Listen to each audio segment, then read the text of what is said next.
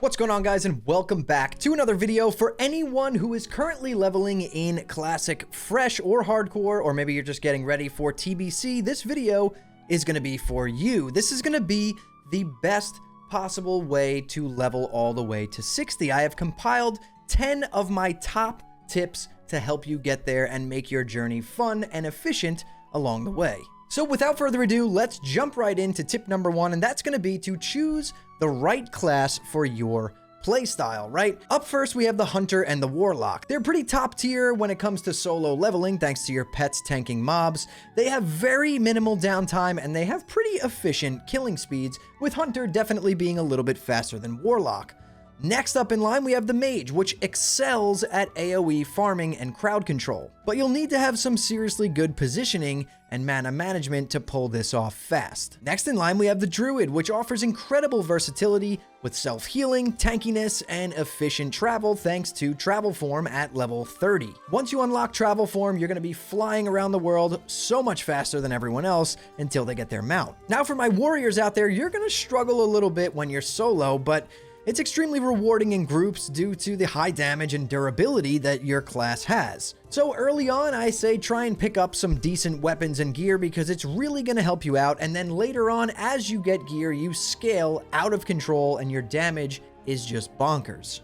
For my paladins and shamans out there, you're going to be more of a utility support role, so leveling up solo is going to be pretty easy. You don't have a crazy amount of damage at low levels, or really ever, to be completely honest, but you do have some serious utility that's going to help you level and probably not die as much as other classes. And as for our priests out there, you are pretty much the kings of solo leveling. You don't do much damage, but with your shields and heals and all the other utility that Priest brings to the table, you're gonna have no problem hitting level 60 with very, very minimal downtime due to the fact that you're just gonna throw a dot up and pretty much wand every single mob down. And last but certainly not least are rogues out there. Your damage is out of control from the second that you get 2 daggers or swords. I do recommend training how to use swords or maces and leveling up with swords or maces over daggers, just because the damage is a little bit stronger, especially early on. It's more consistent damage,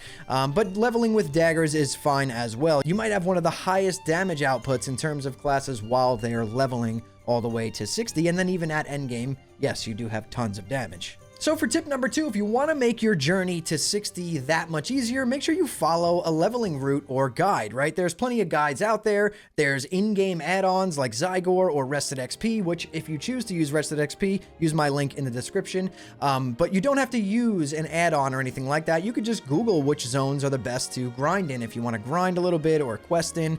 Zone efficiency by level is key here, right? So you can have like a progression list of all the zones you want to hit on your journey to level 60. You could have like levels 1 through 10 are going to be the starting zones. Level 10 through 20 is going to be like Westfall, Loch Modan, or the Barrens.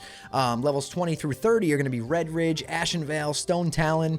30 to 40 is going to be Stranglethorn and Arathi Highlands, most likely. 40 to 50, Tanaris and the Hinterlands. And then 50 to 60 are going to be jumping between like Ungoro Crater, Western Plaguelands, Winter Spring, places like that.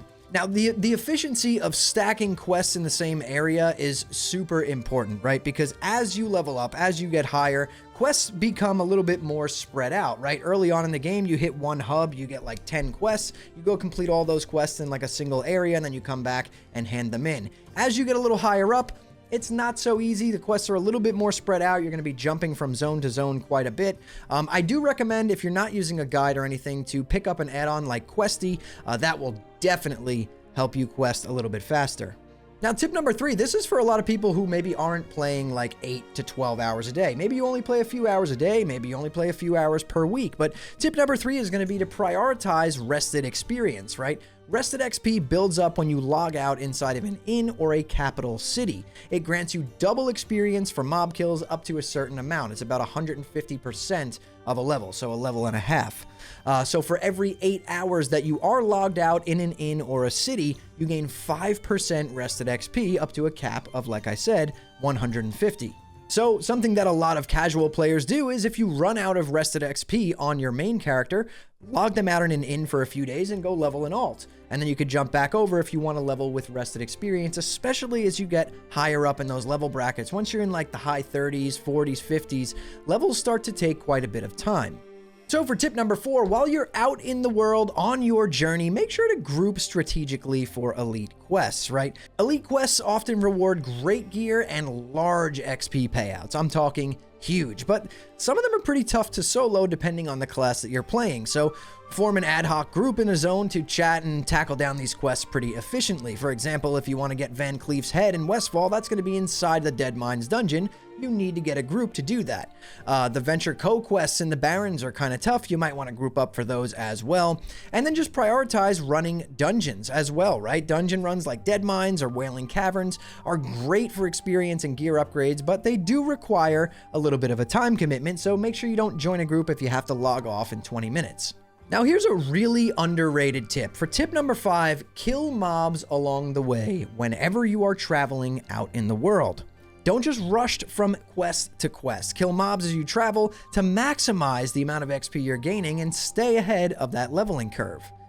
Green level mobs, which are lower level, are ideal because they die quickly and still provide decent XP. This method also keeps you stocked with crafting materials and helps you earn gold along the way. Now for tip number 6, make sure you're keeping your gear updated. I can't stress this enough, especially for classes like Warrior and Rogue. Gear is a huge factor in Classic WoW, especially for those melee classes. Prioritize weapons with high DPS, right? Having just decent weapons changes everything for rogues and warriors. You would go from, it's like night and day difference, going from like crappy weapons to really good weapons on a rogue or a warrior. Your damage like doubles, even triples sometimes. And there's dungeons and quest rewards from those dungeons that are, you know, the best sources for upgrades early on pretty much. Like again, the Dead Mines quest early on, Wailing Caverns, to get those nice blue upgrades early on. Now for tip number 7, this is going to be about managing your inventory and your gold, right? Bags are absolutely crucial in Classic WoW. Aim to upgrade to 8 or 10 slot bags early if you can to avoid frequent trips to vendors. Having to run back to a vendor to sell everything in your bags or run back to the bank to dump off your cloth or whatever you're storing can take up a lot of time, and it's kind of annoying to have to constantly go back and forth. So the faster that you get bigger bags, the better, and the faster you're going to level. And really, even if you're not trying to go fast, it just makes leveling that much easier, right? When you have bag space, you can pick up all the quest items you need. You're picking up greens, maybe even blues, stacking up all your cloth to use for first aid or throw on the auction house, whatever you want to do.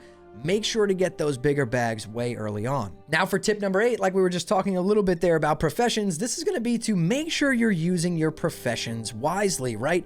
Every single class benefits from first aid. You want to pick up first aid. It's essential for all classes to minimize downtime. You could train it at level 5 and upgrade to wool and silk bandages as soon as possible. I think silk bandages unlock at 150 first aid. So by the time you start getting silk, you will definitely be up to that level if you're using all of your linen and your wool cloth to get there. As for gathering professions, you have skinning, which is really easy for steady income early on, and then mining and herbalism provide materials for crafting and pretty lucrative auction house sales depending on what you're picking up. As for crafting professions, while you're leveling, you don't really need to focus on these. You can pretty much take these after you level, as they often slow down your progress quite a bit, and later on they're going to become pretty lucrative, but while you're leveling, they're not that beneficial unless you're on hardcore and you want to have like a ton of potions or engineering or anything like that. But if you're just leveling on fresh and you want to focus on leveling, focus on that journey without doing your crafting professions, that is completely okay. You could just stock up on all those materials, and then, you know, every milestone level, like let's say you hit level 30, now you want to go pick up blacksmithing and use all the ore that you've mined for those first 30 levels. That's like something I would do. And then after that, tip number 9 is going to be to maybe try and avoid overpulling. I watch a lot of new players start in this Classic Fresh, and one thing that I notice is people don't realize how far away they need to be before they pull a certain mob. So they'll run in to pull 1 or 2 mobs, and then a group of 5 comes, and then they die, and they have to run back to their body. It's a lot of time wasted. So pulling multiple mobs in Classic is definitely risky due to like slower combat pacing and very limited self-healing for some classes. So you want to use like crowd control ability abilities like Polymorph if you're a mage, Fear if you're a warlock, Traps if you're a hunter, even Hamstring if you're a warrior to kind of hamstring. Maybe you can kite away a little bit, bandage up, or pot, run back in. You know, definitely always try to carry potions and map out potential escape routes if things go south. And last but not least, I want you guys to take advantage of add-ons, right? Everyone uses add-ons in Classic WoW. Check out Questy. You know, it's not a leveling guide or anything like that. If you're someone who is against guides, I completely get that. Questy just helps by, you know, illuminating spots on your map that show you where you can pick up a quest, where you hand in the quest, the general area where you would complete the quest or pick up the items for the quest. You have like classic cast bars, which add cast bars to enemies that'll help you interrupt spells and things like that. Leatrix Maps is a really good one, enhances the world map, gives you a lot more details on there, zoom options. It's really good. Check out add-ons. I do have a video actually that I put out for Classic Fresh, the top 10, my top 10 favorite add-ons for Classic WoW. I will link that in the bottom here in the description of this video. So if you guys want to go watch that, that's a whole video on just add-ons alone. But yeah, that's pretty much it, guys. I hope this helped you out. I noticed there's a lot of new players in this Classic Fresh, which is great to see. And I really hope that I helped you guys out. And if I did, drop a like on the video, drop some comments down below. Let me know what you're playing. Let me know if you're enjoying yourself. Let me know what your plan is as you approach level 60 on this Classic Fresh. And if you guys want to hang out with me live, I do stream on Twitch at twitch.tv/hammerdance Monday through Friday at 8 p.m. Eastern Time. Thank you all so much for watching and listening in. I will see you all in the next one.